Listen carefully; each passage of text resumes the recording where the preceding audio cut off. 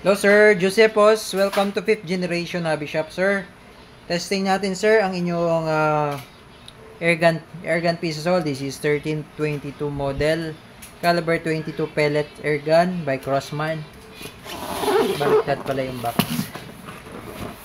Ayan. Okay, so buksan na natin sir yung box. Unbox tayo.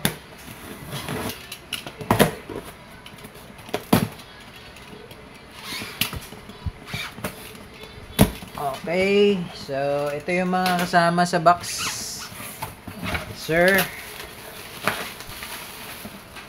Ito yung shoulder stock.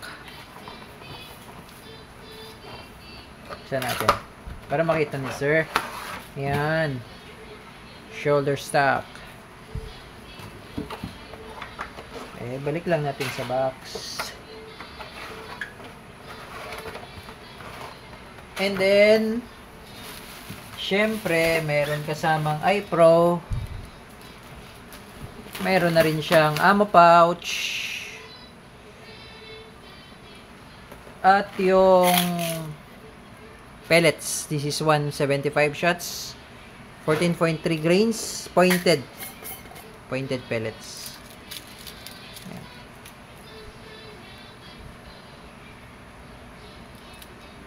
Okay, caliber 22 pellets. At syempre yung unit. Ito po yung ating 1322 Air American Classic variable pump. So kapag gusto nyo sir malakas, pump nyo siya ng 10. Minimum siya 4 pumps. Minimum 4 pumps, maximum 10 pumps. Huwag nyo pong ilalagpas sa 10 sir. 10 lang. 4 pumps minimum. Dry fire. So ito may safety siya, cross bolt. Yan yung fire. Kabila yung safe. Yan. Pero wag niyo pong ipapaputok sir nang walang bala sir, no? Yan, testing lang 'yan. Yan, minimum 4 pumps, maximum 10 pumps. Adjustable yung sight niya, elevation. Fix yung sight niya sa front. Ito yung pump niya. Tapos, pag ilalagay mo yung shoulder stock, tatanggalin mo lang yung screw. Yan, bolt action. American Classic pistol. Pistol siya, pero pwede siyang maging rifle pag nilagay nyo yung shoulder stock. Okay, so, kapap siguro natin ng 4 muna.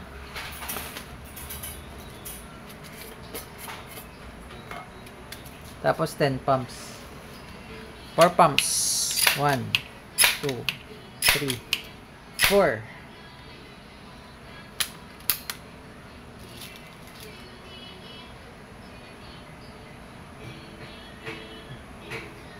Yan. Tapos dito load ng pellets.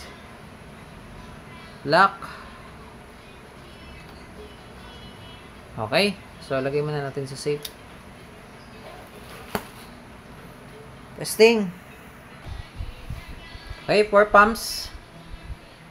Testing natin, sir. Firing.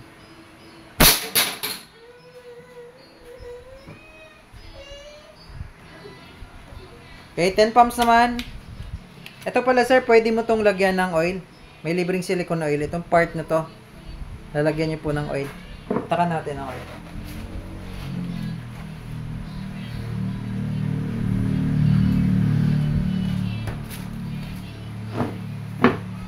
Ito po.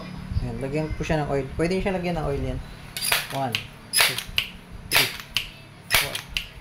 4, 5, 6, 7, 8, 9, 10.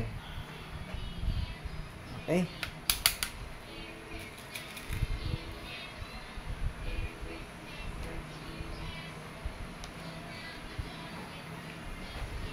Okay, 10 pumps.